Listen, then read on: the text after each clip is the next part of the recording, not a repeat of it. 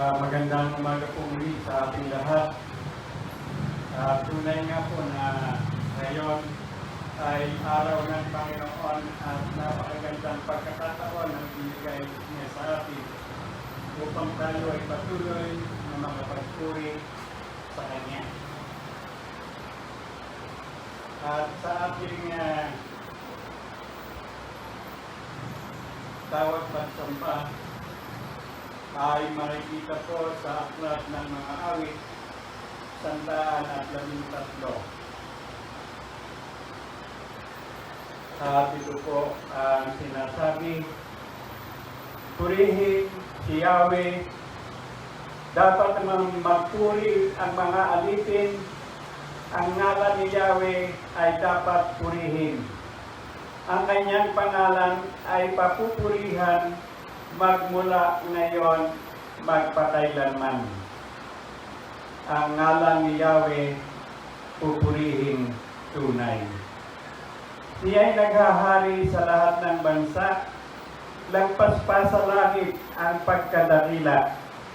Walang makatulad ang Panginoong Diyos na sa kalangitan doon naluluklok. Buhat sa itaas, siya'y tumutunghay, ang lupa at langit kanyang minamasdan. Mula sa alabok, ang mga mahirap sa pagkalugami ay itinataas, nagiging prinsipe ang mga lingkod niya. At sa mga prinsipe ay isinasama. Ang babaeng baog pinagpapala niya, pinag-aanak para lumigaya, purihin si Yahweh. Tunay nga po, nasa kabutihan ng ating Panginoong Diyos, nararapat siyang papurihan ng lahat ngayon at magpakailanman. Sa lahat ng dako, siya'y papurihan mula sa silangan hanggang sa kanluran. Sa lahat ng sandali, siya'y papurihan simula sa pagsikat ng araw hanggang sa paglubog nito. Sapagkat siya ay mabuti, mula sa kalangitan ay minamasdan niya tayo at patuloy na iniingatan, at ang mga mahihirap at nalulungkot kanyang pinaparangalan na parang mga dugubughaw. Kaya nga purihin na maging ang mga baog ay pinapapag-anak niya bilang patunayan na walang imposible sa pagpapala na nagmumula sa ating Panginoon. Kaya tayo po'y manalangin. Panginoon namin Diyos, maraming salamat po sa pagkakataong ito, at nawa, Panginoon, ang pagpupuri namin ay maging mabangong aroma sa iyong banal na harapan. Maraming salamat po. Ito po ang aming dalangin sa iyo sa pangalan ng aming tagapagligtas na si Jesus. Amen. At sa awit 114 ay ganito po naman ang sinasabi, ang bayang Israel sa bansang Ehipto doon inilabas, nang ang lahing ito sa bansang dayuhan ay pawang lumikas. Magmula noon ang lupang Juda naging dakong banal, at yaong Israel ginawa ng Diyos na sariling bayan. Ang dagat ng tambo nang ito'y makita ay tumakas na rin, magkabilang panig ng ilog ng Hordan noon ay humimpil. Maging ang mga bundok katulad ng tupa ay pawang nanginig, pati mga burol nanginig na parang tupang maliliit. Ano ang nangyari? At ikaw, o dagat, wala ng daluyan. Ikaw naman, Hordan, bakit ang tubig mo'y hindi na dumaloy? Kayong mga bundok, nanginginig kayong tupa ang kapara, at ang mga burol natakot na parang maliit na tupa. Ikaw, o daigdig, ngayon ay manginig sa harap ng Diyos. Dapat kang matakot sapagkat darating ang Diyos ni Jacob.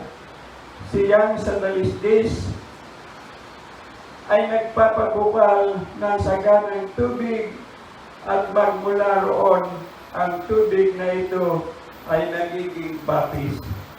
Ang awit po ito ay tumutukoy sa aklat ng Exodo kung saan ay inilabas ng ating Panginoong Diyos ang kanyang mga bayan sa pagkaalipin.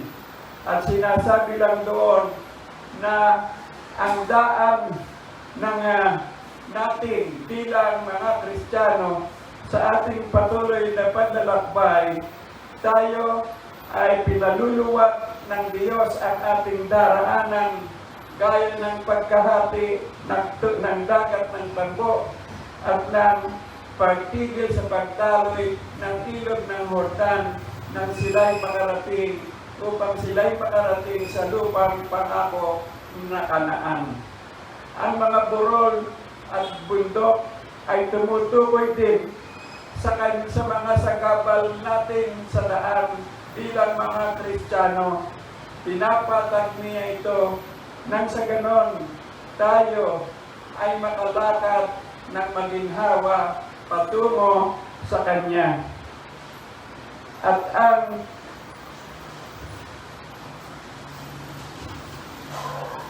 mga bato na sinasabi rito na nagbibigay ng tubig ay simbolo naman ng Kanyang pagpapala sa mga taong sa Kanya ay sumusunod na kusa. Ang pagpapala niya ay tunay na dakila, maging ang bato ay pinagmumulan ng tubig na kailangan sa ating pagkauhaw at nagpapalakas sa ating katawan. So makikita natin kung paano tayo iniingatan ng Panginoon simula pa noon hanggang ngayon sa panahon ng ating krisis na pinagdaraanan. Kaya tayo ngayon ay walang ibang magagawa kundi ang humingi sa Kanyang tulong at manalangin. Kaya tayo pong lahat ay manalangin. Panginoon Diyos, maraming salamat po sa pagkakataong ito na kami ay direktang nakalalapit sa iyo. Inaamin namin, Panginoon, ng may kababaang loob na kami ay patuloy pa rin nagkakasala sa iyo. Kaya, Panginoon, ipinalulungkot namin ito at patuloy na inihihingi ng tawad sa iyo.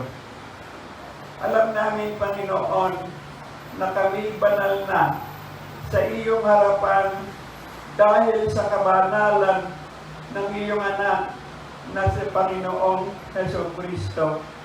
Kaya, Panginoon, kinikilala pa rin namin ang aming kahinaan na patuloy na nagbibigay sa iyo ng dalamhati. Kaya, Panginoon, patawarin mo po kami at salamat. Maraming salamat, Panginoon. At kami ay tuwirang nakalalapit sa iyo, na napapapurihan ka at tunay na naitataas namin ang iyong pangalan. Kinikilala namin ang iyong kabanalan at ikaw ang Diyos na sa amin ay patuloy na nag-iingat at nagbibigay ng aming mga pangangailangan. Kaya marapat lamang at matuwid na ang lahat ng pagpaparangal, ang lahat ng pagluluwalhati ay sa iyo namin ibigay. Hindi lamang sa mabubuting bagay na ginagawa mo, kundi maging sa mga bagay na sa paningin namin na hindi mabuti. Ito, Panginoon, sa bandang huli ay nalalaman namin na para pa rin sa aming ikabubuti. Kaya, tunay na dakila ka, O Diyos, nararapat papurihan, pasalamatan at luwalhatiin ang iyong pangalan.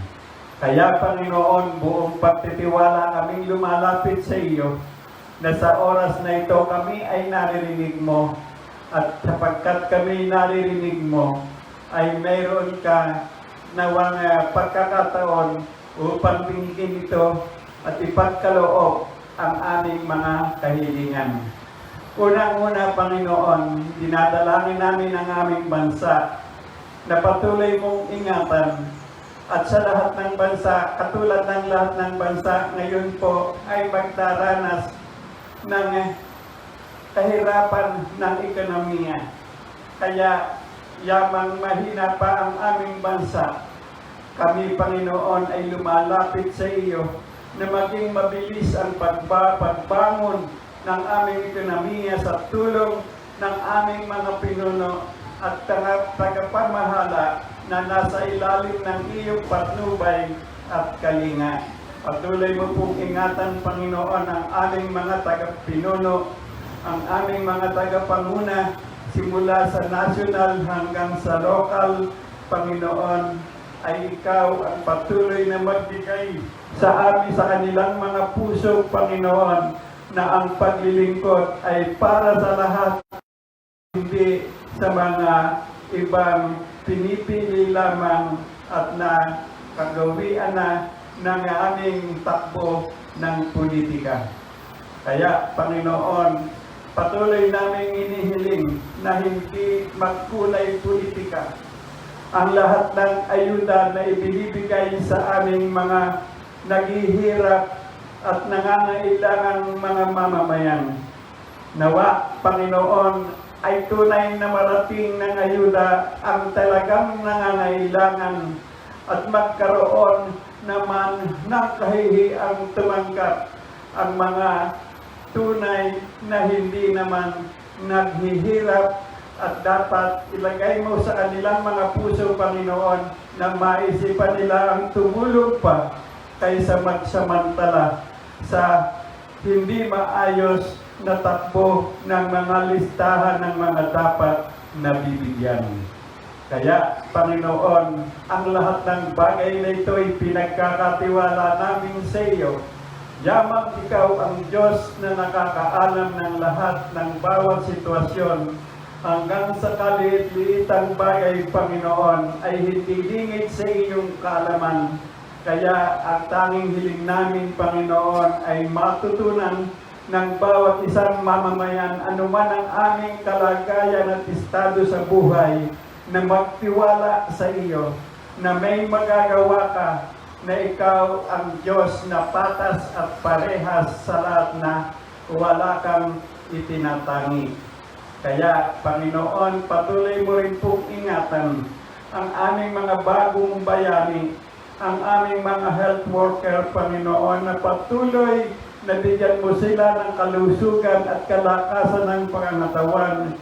Patuloy nilang matanggap ang magagandang klase, magagandang uri ng PPE, Panginoon, nang sa ganon ay makasiguro sila na hindi sila mahahawa sa mga pasyenteng kanilang inaalagaan. Gayon din po, Panginoon, patuloy kaming lumalapit na matuklasan na ng mga dalubhasa sa medisina ang bakuna na panlaban sa virus na ito. Gayon din po, Panginoon, ang kakayahan ng aming bansa, ng Department of Health, Panginoon, na makita ang mas mabilis na pamamaraan kung paano maaagapan, masusugpo ang pagkalat ng virus na ito. Gayon na rin po ang pagsunod ng mamamayan sa mga tinakdang panuntunan upang maiwasan ang patuloy pang pagkalat ng virus na ito. At patuloy namin idinadalangin, O Diyos, na ang aming mga negosyante na ngayon ay binigyan na ng karapatan ng magbukas sa ilan, ay huwag naman magsamantala sa pagkakataon na ganito, na ang lahat ay nangangailangan, ang lahat ay nasasabik. Kaya, Panginoon, ang tanging hiling namin ay kumilos ka sa puso ng bawat isa na apektado ng pandemya na ito, Panginoon, na makita namin, Panginoon, kung gaano ka kadakila, gaano ka pagiging makatarungan, Panginoon, at tunay na walang makakalampas na kasamaan sa iyo.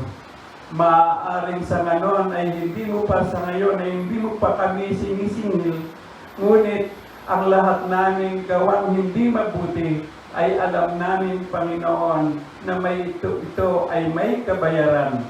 Maraming salamat, Panginoon, sa kaalamang espiritual na patuloy mong ipinagkakaloob sa pamunuan ng bawat iglesia. Si Jesus ang itinataas. Si Jesus ang ipinapangaral na daan ng kaligtasan.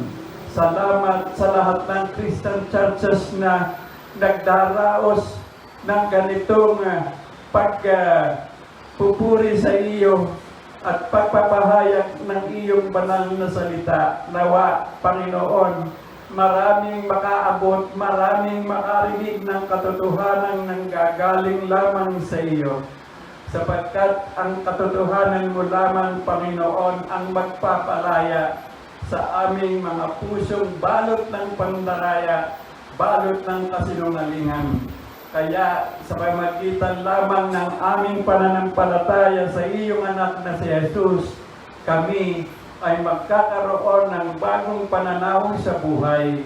Kaya, Panginoon, inaasahan namin na sa darating pang panahon, habang patuloy kaming nananatili sa aming mga tahanan, ay ikaw, Panginoon, ang aming pinag-uusapan, ang kadakilaan mo, ang aming ipinapahayag sa bawat isa sa amin, at nang sa ganon ay lumalakas ang aming pananampalataya at patuloy kaming dadaing hihingi ng tulong sa iyo sa aming pananalangin.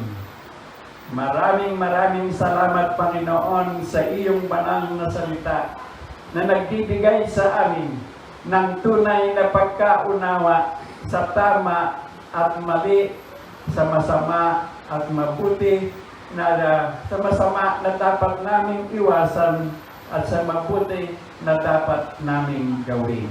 Kaya, Panginoon, ang kaluwalhatian mo, ang katarungan mo, ang kapangyarihan mo nawa ang maghari sa aming kalagitnaan, at umaasa kami, Panginoon, na hindi mo kami pababayaan sa krisis na ito.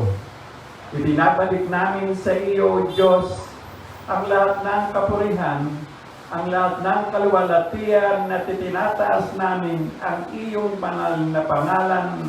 At ito po ang aming dalangin sa iyo, sa pangalan ng aming tagapagligtas na si Jesus.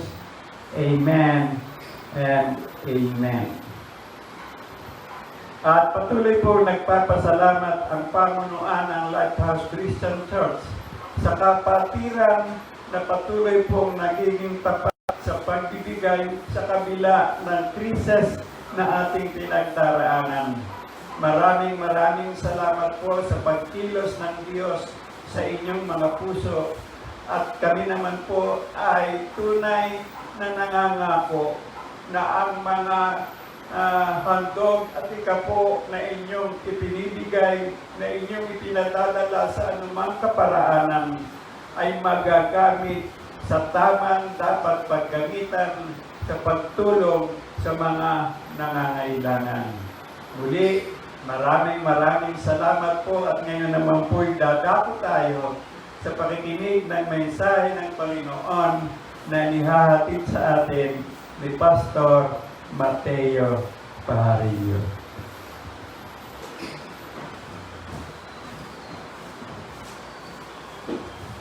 Salamat po, Pastor. Tunay po tayo nagpapasalamat sa Panginoon at sa patuloy na pong pagkilos sa atin. Gaya po ng binanggit ni Pastor Ben, sa lahat po ng mga local churches na patuloy pong nagpupuri sa Panginoon at ginagamit ang social media para po patuloy na ihayag ang salita ng Diyos sa ganito pong pagkakataon. Ngayon po ang pag-aaral natin ay extension pa din ng message natin last week. Last week po ay inaral natin sa pamamagitan ng krisis na ito, nais ng Panginoon nais ng Diyos na tayo ay maging ni Kristo. But all things, including this crisis, works together for our good. And our greatest good is to be like Jesus Christ, to be conformed to the image of His Son. At ngayon pag-aaralan natin ang Christ-like compassion amidst crisis. Ano nga ba ang dapat natin gawin? Ano ang dapat natin ipakita sa tao sa pamamagitan o sa gitna ng krisis na ito? At ang ating pong passage sa umagang ito ay matatagpuan sa Mateo chapter 9 verses 35 to 38. Again, Matthew chapter 9 verses 35 to 38. Christ-like compassion amidst crisis. In human point of view, ang compassion po is a great feeling of sadness or pity towards someone who is in great need. Hindi po nagkakalayo ang compassion, empathy, mercy. Dahil ito po ay hindi lamang ikaw ay nakakaramdam ng awa o kalungkutan sa taong nangangailangan, kundi ito ay may kaakibat po na gawa o aksyon para sa ikabubuti ng taong kinaawaan mo. Compassion or awa, habag o malasakit ay isa sa mga katangian na ipinakita at ipinagdama ng Diyos sa atin bilang Kanyang mga nilikha. The Lord, our God, is a compassionate God. Merciful. God is perfect. His attributes are perfect. Therefore, His compassion is perfect. At ito ay nagkakaisa sa lahat ng Kanyang mga katangian. And even po, sa Old Testament, Exodus chapter 33 verse 19 na inulit ni Apostol Pablo sa Romans 9:15. And he said, I will make all goodness pass before you and will proclaim before you my name, the Lord. And I will be gracious to whom I will be gracious, and I will show mercy, or I will show compassion to whom I will show compassion. Isaiah 30 verse 18, therefore the Lord waits to be gracious to you, and therefore He exalts Himself to show compassion to you. Dinadakila ng Diyos ang Kanyang pangalan sa pamagitan ng pagpapakita at pagpaparanas ng Kanyang malasakit. Maging si David, nawaan na ang Diyos ko ay Diyos na nagmamalasakit. A God of compassion. Psalm 51 verse 1 and 2. Nung siya po ay nagkasalang, sabi ni David, have mercy on me, O God, according to your unfailing love, according to your great compassion. Psalm 103 verse 13, as a father shows compassion to his children, as the Lord shows compassion to those who fear Him. At alam po natin, ang greatest and ultimate expression ng compassion po ng Diyos sa atin ay naihayag sa mabuting balita ni Kristo. The person and work of the Lord Jesus Christ para sa ating pong kaligtasan na siya nating sukdulang pangangailangan. We need God's compassion because we are in a desperate need. Kailangan natin ang awa at malasakit ng Diyos dahil lubos po nakaawa-awa ang ating kalagayan at pangangailangan. The compassion of God is truly and fully revealed in the gospel. Nang si Kristo po ay nagkatawang tao at naparito para sa atin. Now, babasahin po natin ang ating talata at naway sa pamagitan po ng ating pag-aaral ngayong umaga, ay magkaroon po tayo ng muli, bago, refreshed understanding, malinaw na kaunawaan sa habag, awa at malasakit ng Diyos sa atin. Magbunga o magtulak ito sa atin ng tunay na pasasalamat at pagsamba sa Kanya. At bilang pagpapakita po ng pasasalamat at pagtugon sa dakila ng malasakit sa atin, magkaroon din tayo ng tunay na malasakit at pagmamahal sa ating kapwa. Lalo na po sa panahon ng krisis na ating kinakaharap. Sa krisis po na ating kinakaharap, kailangan maunawaan natin that our God, our Lord is a compassionate Lord. And He wants us to show compassion sa ating pong kapwa. Matthew chapter 9, verses 35 to 38. And Jesus went throughout all the cities and villages, teaching in their synagogues, and proclaiming the gospel of the kingdom, and healing every disease and every affliction. When He saw the crowds, He had compassion for them, because they were harassed and helpless, like sheep without a shepherd. Then He said to His disciples, the harvest is plentiful, but the laborers are few. Therefore pray earnestly to the Lord of the harvest to send out laborers into His harvest. Tayo po manalangin. Aming Diyos, sa kalagayan po namin ngayon, kami pa rin ay nagdadala, nagpapasalamat dahil kami ay mayroong pag-asa, mayroong kapanatagan. At salamat dahil ngayong umaga muli, papaalalahanan mo kami bilang iyong piniling bayan, bilang iyong mga niligtas, na ikaw ang Diyos na may malasakit. You are the God who sees, who cares, and who has compassion for His people, na patuloy na nagtitiwala sa iyo. At ngayong umaga, maunawaan namin ito at kung paano ito naihayag fully or nang ganap sa pamamagitan ni Kristo at ang kanyang ginawa. At magbunga ito sa amin ng patuloy din na malasakit sa aming kapwa. At sa pamagitan nito, maibahagi namin sa kanila ang tunay nilang pangangailangan. At yun po ang mabuting balita ni Kristo, ang kaligtasan. Ang kaligtasan. Buhay na walang hanggan. Sa tulong po ng inyong banal na Espiritu, hindi man kami magkakasama physically, Panginoon, you are powerful enough to work in our hearts through the preaching of your word. For your glory and for our greatest good. In Jesus' name. Amen.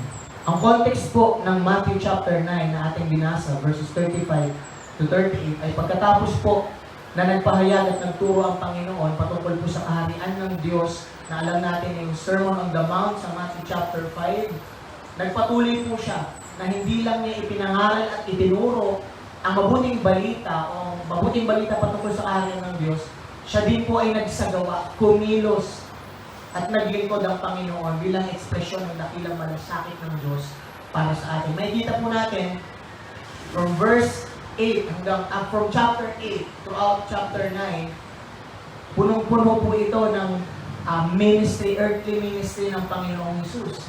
Nilinis niya o pinagaling ang isang lalaki na mayroon pong ketong. Pinagaling niya ang utusan ng isang Romano kapitan. Pinagaling niya din po ang biyenang babae ni Pedro. At sa bahay mismo po nila Pedro, doon po ay hinayaan niya na dumagsa ang libu-libong tao para sila ay gamutin. Nagpabalas din ang Panginoon ng kanyang kapangyarihan nang pinahupa niya ang malakas na hangin at alon sa pamagitan lamang ng kanyang salita nung kasama niya po ang kanyang mga disipulo sa bangka. Nagpalayas din ang Panginoong Hesus ng masasamang espiritu na umaalipin at nagpapahirap sa mga tao. Nagpagaling siya ng mga paralitiko, ng mga paralyzed, yung mga lumpo. At sa pangyayari din sa chapter 9, verses 1 to 8, ipinakita ni Kristo na bilang anak ng Diyos ay mayroon siyang kakayahang magpatawad ng kasalanan. Okay? Nga siyang pinakadakilang problema ng tao.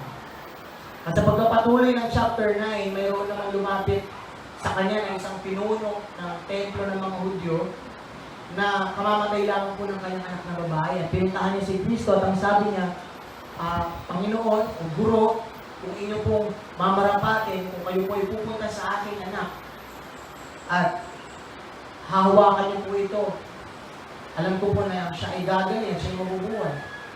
At tumayo si Kristo at sumama siya dun sa Jewish leader na iyon. At habang sila naglalakad papunta dun sa bahay ng Jewish leader, meron pong isang babae na 12 taon ng dinudugo.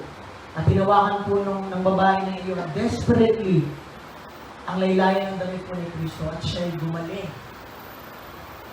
At sa pagpapatuloy, of course, nag-react ang Panginoong Jesus. At sa pagpapatuloy, pinuntahan niya ang bahay ng Jewish leader. Pagdating doon, nakita niya na mayroon ng lamay.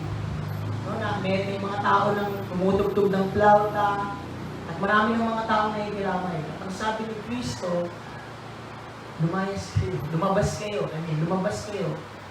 At nagtaka mga tao, hinawakan ni Kristo ang anak ng babae ng Jewish leader at ito'y nabuhay. Muling nabuhay.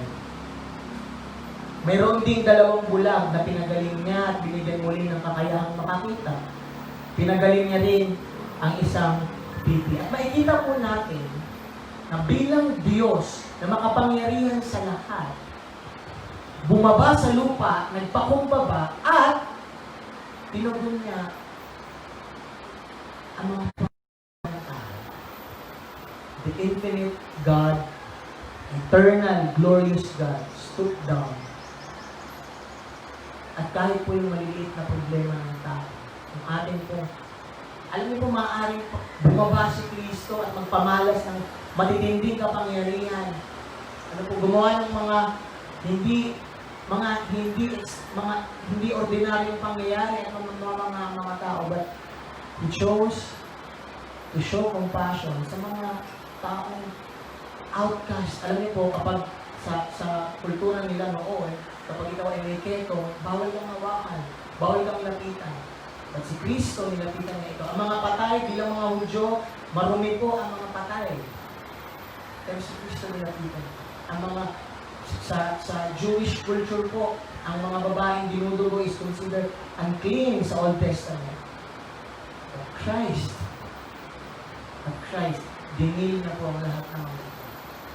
That's how compassionate our Lord is. At sa ating pong main passage, binibigyan ko ng buod o summary sa kung ano po yung naging earthly ministry ni Kristo talaga bago siya mamatay sa krus at muling nabuhay. Ano pong sabi? Basahin po muli natin. And Jesus went throughout all the cities and villages, teaching in their synagogues and proclaiming the gospel of the kingdom and healing every disease and every affliction. Nilibot ni Jesus ang mga bayan at nayon at nangaral siya sa mga sambahan ng mga Hudyo at ipinahayag niya ang mabuting balita tungkol sa paghahari ng Diyos at pinagaling niya lahat ng uri ng sakit at karamdaman. God, through the Lord Jesus Christ, is on a mission. At ano po yung mission niya? 2 bagay.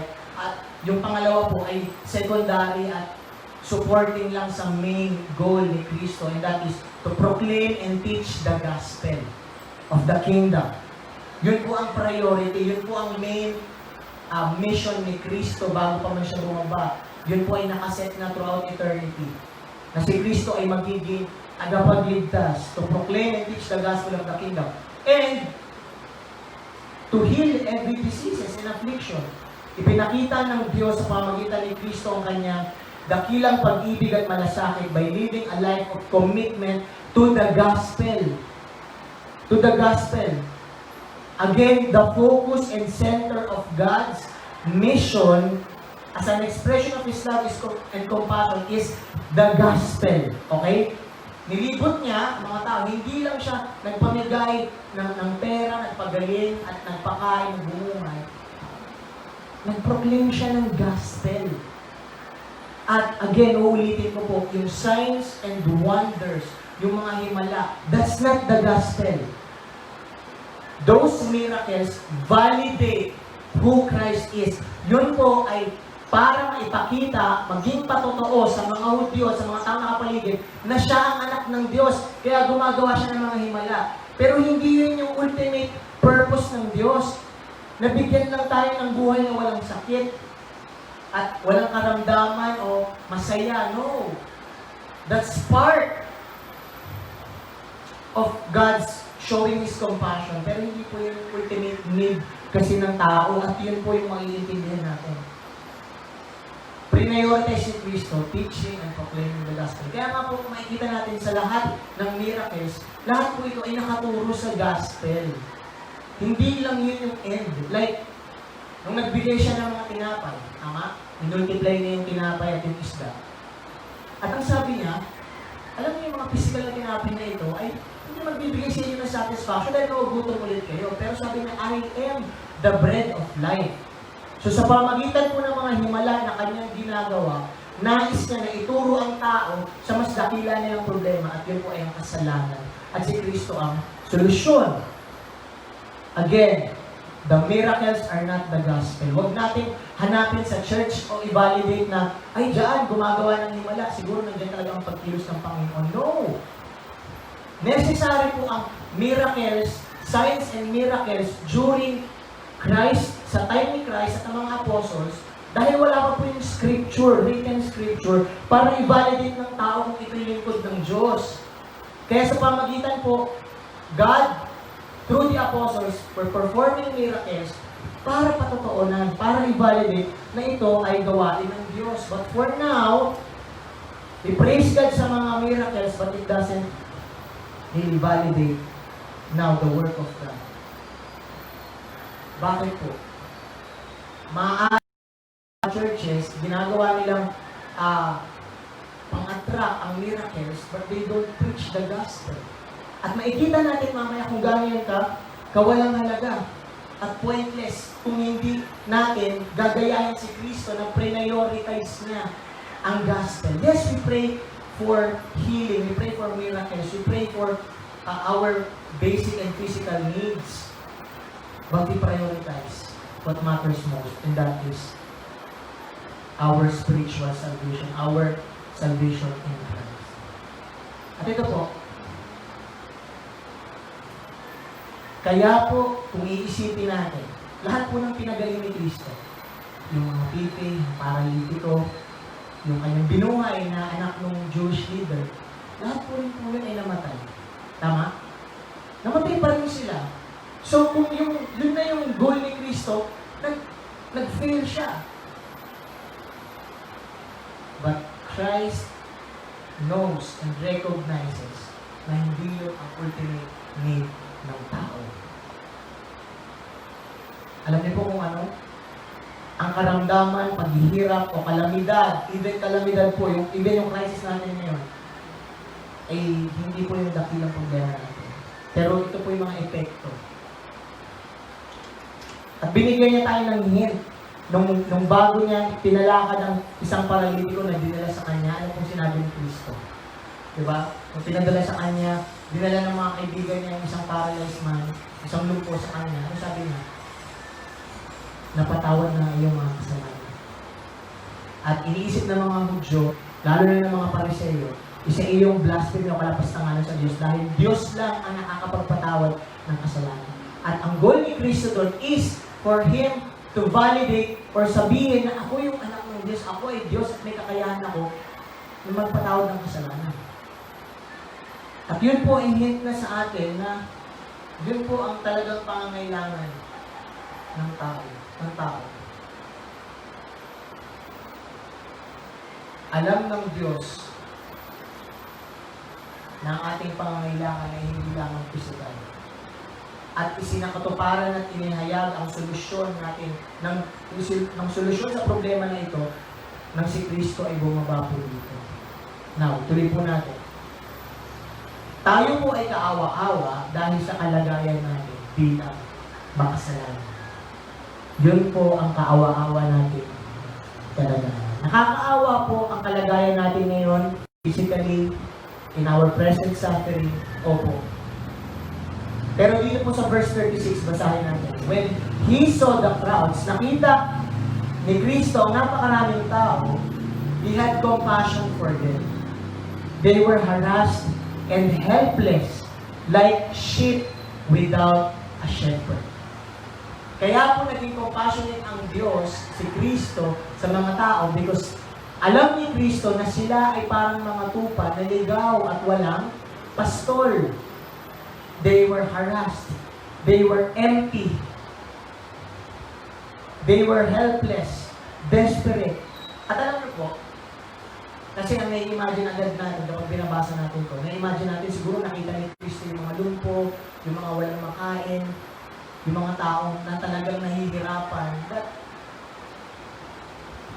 hindi po. Nakita ni Kristo ang mga normal na tao. Marahil, mayroon doong mayaman, mayroong maayos na damit, may mga ari-arian. Pero ang pagtingin po ni Kristo ay hindi lang sa pisikal. Alam ni Kristo ang tunay na kalagayan ng mga tao. At kahit po mayroong sasakyan, magandang buhay ang ating kapitbahay at wala sila kay Kristo, we should feel or we should have compassion for them because they were helpless at wala silang pastol at sila ay mapapahamak. At connected po ang verse na to sa Ezekiel 34, 1-6. Kaya may idea po ang mga Jewish people nung kapag binasa nila itong passage na ito. Dahil sa Ezekiel 34 po, nagalit ang Diyos sa mga Israelita at during Old Testament time po, yung mga hari ang under shepherd ng Diyos. Kumbaga, ang mga hari po ay parang mga pastol at ang Israelita ang mga tupa. At nagagalit ang Diyos dahil tila ba hinahayaan ng mga hari na nagdaan ang tupa ng Diyos ang mga Israelita. Sabi po sa Ezekiel 34, 1-6. The word of the Lord came to me kay Prophet Ezekiel, Son of man, prophesy against the shepherds of Israel. So yung shepherds of Israel po na ito yung mga hari. And prophesy to them, even to the shepherds, thus says the Lord God, shepherds of Israel who have been feeding yourselves, should not shepherds feed the sheep? Dapat inaalaga, pinapakain nyo ang Israelita, ang mga tupa. You eat the fat. You clothe yourselves with the wool. You slaughter the fat ones. But you do not feed the sheep. The weak, mga nangihina, mga Israelita, you have not strengthened. The sick you have not healed.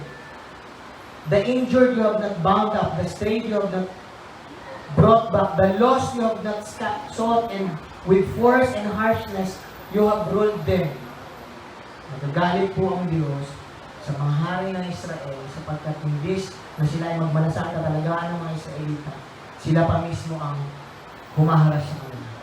Sabi ng Diyos, verse 5, so they were scattered because there was no shepherd, and they became food for all the wild beasts. Yung mga bansa po na ang paligid sa kanila, may sheep o ang Israelita were scattered. Historically, alam natin, talagang nag-scattered. Literal ang mga taga-Israelita. Mga Israelita. They wandered over all the mountains and on every high hill. My sheep were scattered. Now, pakinggan po natin ha. My sheep were scattered over all the face of the earth with none to search or to seek for them. During the Old Testament, nagbibigay na ng hint sa unfolding drama ang Panginoon na ang mga Israelita ay parang mga tupa at sila'y ligaw. Okay? At yung mga under shepherd na mga hari ay pinapabayaan sila. Kaya, nung dumating si Kristo, sabi niya sa John chapter 10, I am the good shepherd. At narito ako para, tawagin ang mga tupa o ang mga tinawag ng Diyos. So, Christ is the ultimate good shepherd. At narito siya para, in contrary sa mga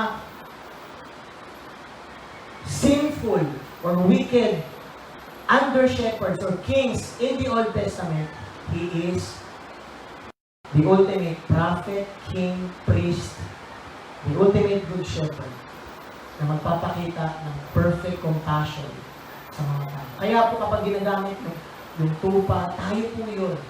In a sense, na para tayong walang pastor at walang patutunguhan. Kaya po siya nahawak. Dahil alam niya ang kalagayan ng mga tao sa kanyang dalita. When Christ saw the people around him, He knows and recognizes their true condition. They were harassed and helpless because of sin. Alam niyo po, pwedeng mayaman ka, pwedeng matagumpay ka, pero parang ang tupa na walang pastor sapagkat destined ka sa kapahamakan.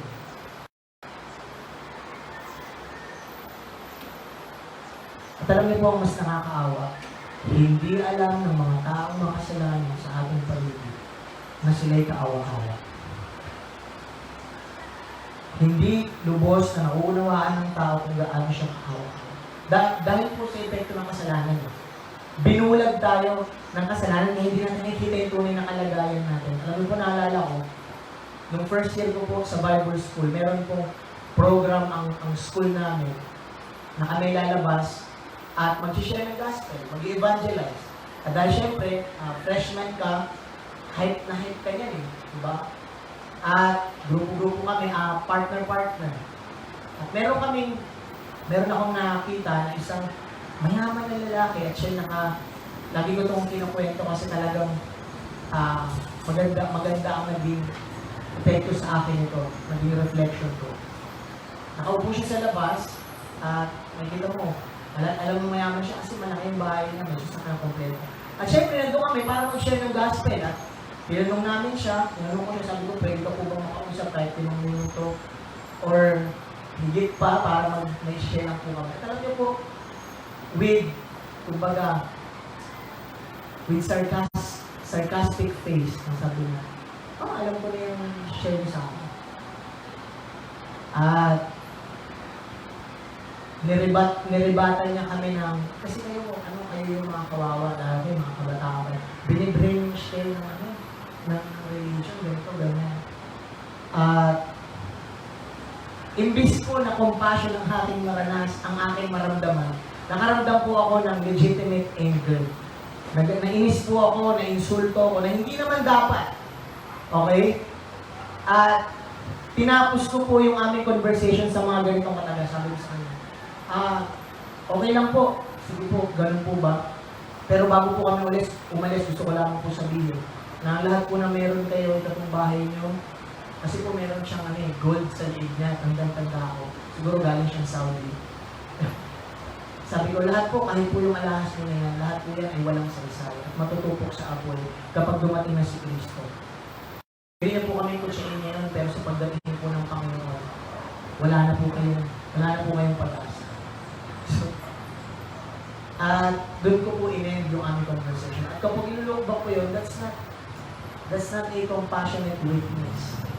Although totoo na kapag wala siya kay Kristo, walang saysay lahat ng mayroon siya. But, dapat kapag nakikita natin yung mga taong gano'n, na mayayabang, yung ating mga kapitbahay, kaibigan, na parang okay sila, marami silang pera, ikaw yung Christian, pero sila yung may maayos na buhay. Alam niyo po, ano man ang meron sila, lahat ng yun maayos sila. Yung pera nila, yung kalusugan nila, yung maganda nilang buhay.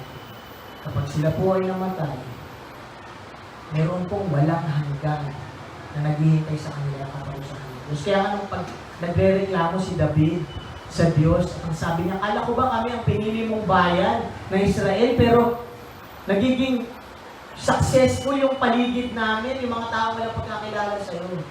Anong tugon lang ng Diyos, ay huwag silang pansin. Meron silang takdang panahon. Alam niyo po, kung si Kristo ang daan ng kaligtasan, si Kristo ang buhay, si Kristo ang Zoe life, yung abundant life, yung bread of life na rin na tao, kapag wala po sila kay Kristo, maaari silang magpakita ng false satisfaction. But we know na it's not enough. We know that it's not enough. Kaya, gaya po ng pagtingin ni Kristo sa mga tao, nakikita niya ang tunay nilang kalagayan. Ano man yung physical nitong ano man yung physical nitong kondisyon. Alam natin, dahil ni Kristo, na sila ay parang mga tupa na walang pasto. Wala po silang pag-asa. Wala po silang buhay na walang hanggan. At naghihintay po sa kanila ang buot ng Diyos sa dagat-dagatang apoy ng impyerno. Yun po ang totoo. At tanggapin man nila yun o hindi, totoo po yun. At yun po ang epekto ng kasalanan. Hindi na nila naiintindihan yung gano'n sila kaawa-awa. Kaya nagitugon po ni Kristo, ang nakita niya at nakaramdam siya ng compassion. Then he said to his disciples, the harvest is plentiful, but the laborers are few. Therefore, pray earnestly to the Lord of the harvest to send out laborers into the harvest. Marami ang aanihin, pero kakaunti ang tagapag-ani. Kaya dalangin mo sa Panginoon na siya may-ari ng anihan na magpadala siya ng mga tagapag-ani. Ibig sabihin po, only God has the ability to restore us and to resolve our problem.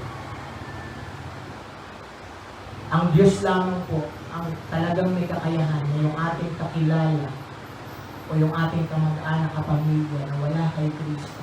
Ang Diyos lang talaga ang tunay na makakapagligtas sa Kanya. Pero ito po yung maganda. I-note po natin.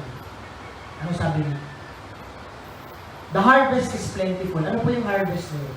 Yun po yung mga makasalanan na nangangailangan ng mabuting balita. Sila yung mga tao na kailangan mong bahaginan ng salita ng Diyos. Sila yung mga tao, lahat ng mga tao na walang pagkakilala kay Kristo. At sino po yung mga tagapag-ani? Tayo, gaya nila dati. Tayo mga makasalanan na niligtas ng Diyos. Tayo ang mga tagapag-ani. Tayo ang magbabahagi sa kanila ng salita ng Diyos. Tayo ang gagamitin instrumento ng Diyos para sila ay maligtas. At ano pong sabi? Gusto ko pong inote yung the Lord of the harvest. Pag-pray kayo sa Lord of the harvest. Meaning, sa lahat po ng iyan, God is still the Lord over them. Yan naman po ang totoo eh.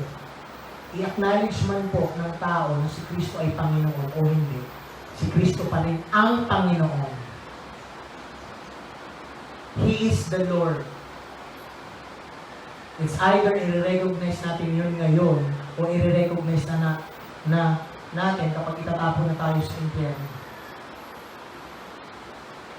And the Lord of the harvest is a compassionate Lord. The Lord of the harvest is a compassionate Lord. Tayo po, noon, hindi pa tayo Kristiyano, lahat tayo kaawa-awa dahil sa ating mga kasalanan. Ngunit dahil po sa pag-ibig, habag at malasakit ng Diyos sa iyo, sa akin, niligtas niya tayo. Tayo pong mga Kristiyano, kumilos ang banal na Espiritu, ayon sa pag-ibig ng Diyos, at naunawaan natin na tayo ay makasalanan. Tayo ay makasalanan at nangangailangan ng tagapagligtas.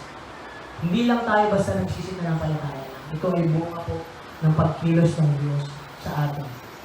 Naintindihan natin, naunawaan natin na ano man ang meron tayo, wala pala itong saysay kung wala tayong maayos na kaugnayan sa Diyos. Kaya sa pagkilos ng banal na Espiritu po sa atin, sana po maririnis natin ngayon. Ang tayo, kumilos ang Panginoon, or even gradually, kumilos ang Panginoon sa atin, naintindihan natin kung gano'n tayo ng makasalanan. At binigyan niya tayo ng pananampalataya. Tayo na ng palataya kay Kristo at sa Kanyang ginawa. At dahil po, sa buhay at kamatayan ni Kristo, napawi ang puot at pagpaparusa ng Diyos sa atin. Ang kapalitan ito, ang pagkapalat buhay na walang hanggan. Yun po nangyari sa atin. Noon, we are sheep without a pasture, but the Good Shepherd saved us. Saved you. Wala po tayong ibang pagkakaiba sa ibang mga tupa. Lahat po tayo ay tupang ligaw. Lahat po tayo makasalanan. Pero, sabi nga ng Diyos, I will show compassion, I will have compassion. And God chose to have compassion to you, sa akin. Magmamayabang ba tayo? Magagalit ba tayo? No. Magagalit ba tayo kapag tayo inuusig, kapag tayo pinagtatawanan, kapag tayo tinatanggihan, kapag tayo nag-i-invite at nag-i-share ng gospel? No, we should have compassion to you.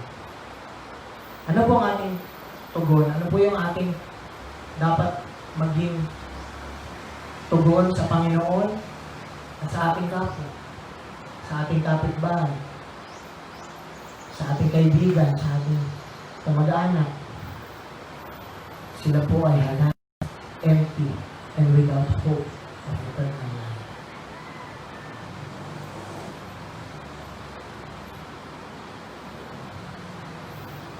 Ang primary motivation po natin to show compassion sa ating kapwa, lalo na ngayon, is God's compassion for us. Yun na yun. Sa tuwing tayo po ay napapagod, naiinis, nagagalit, alalahanin natin, paano naging compassionate ang Panginoon sa iyo? Makasalanan ka, alam mo yan. At alam mo yun sa puso mo, alam natin sa puso natin. Nakita ng Panginoon yung ating pangailangan na humilos siya at tinaway niya. Hindi niya rin bago yun. Yan ang ating primary motivation. The compassion of God through the gospel. Ang tayo ligtas. And secondary motivation is ang totoong kondisyon ng tao. Isa yun sa magtutulak sa atin para maawa. Ang totoong kondisyon ng tao.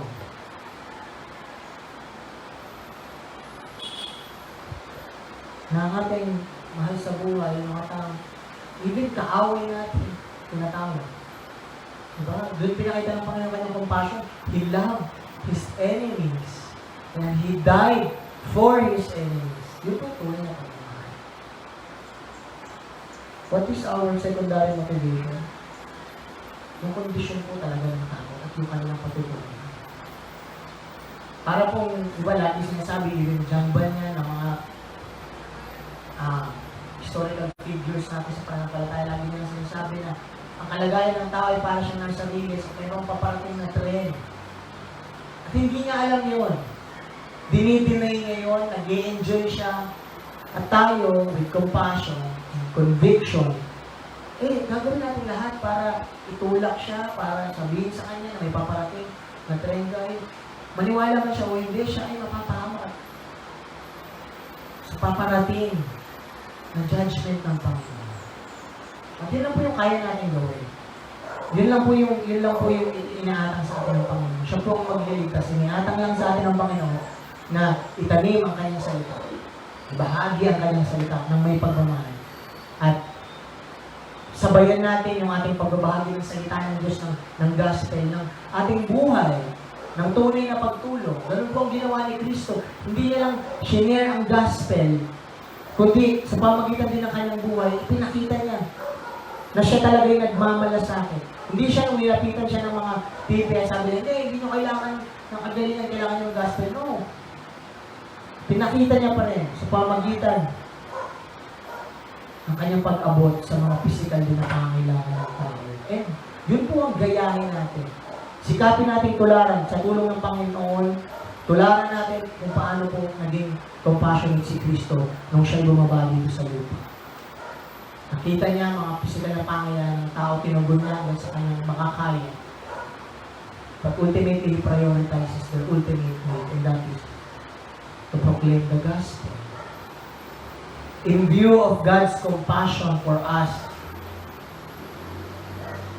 through the gospel of Jesus Christ, let us show compassion to our neighbors, displaying to them yung bunga po ng gospel sa ating buhay, and ultimately, to proclaim to them the gospel of Jesus Christ. Sila po ang harvest field. Kailangan nila, tanggapin man nila o hindi, kailangan nila ang mabuting balita.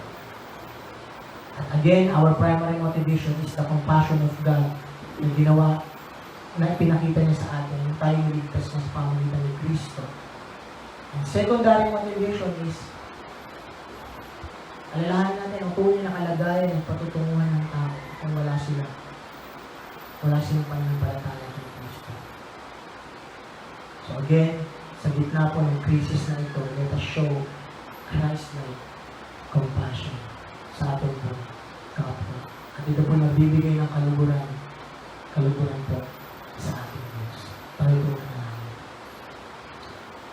Aming Diyos, tunay na kami ay namamangha at nagpapasalamat kung paano ka naging compassionate, punong-puno ng pag-ibig at malasakit sa amin.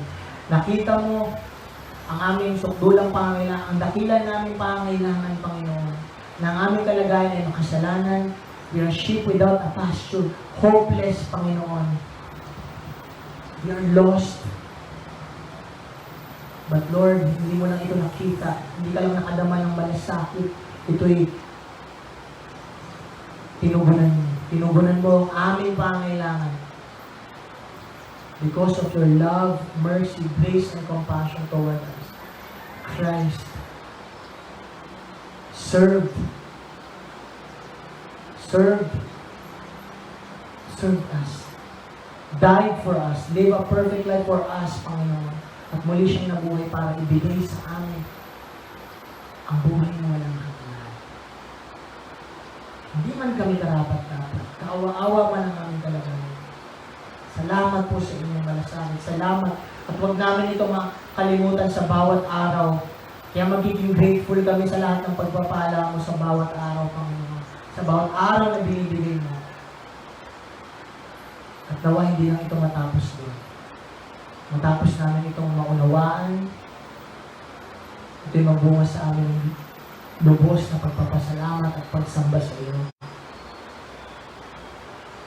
At maipakita namin ito sa aming kapwa. Ipakita namin sa tulong ng Banal na Espiritu. Ipakita namin na kami nagmamalasakit sa kanila. Sisikapin namin tumulong sa kanilang pisikal na pangangailangan. At gagawin namin ang lahat para ibahagi sa kanila ang mabuting balita ni Kristo na hindi lang para sa kaligtasan ng kanilang pisikal, kundi ng kanilang buong pagkatao at sa kanilang pangwalang hanggang pagtutunguhan. At then Lord, during this crisis, we know, malinaw sa amin, na nais namin alalahanin na ikaw ang compassionate Lord, and He wants us also to be compassionate to our neighbors. For your glory and for our greatest good in Jesus' name. Amen. Tayo po ito mag-on sa isang doxology. Praise God from whom all blessings flow. Praise Him, all creature here below. Praise Him above the heavenly host. Praise Father, Son, and Holy Ghost. Now to Him who is able to do far more abundantly than all that we ask or think, according to the power at work within us. To Him be glory in the Church and in Christ Jesus throughout all generations, forever and ever.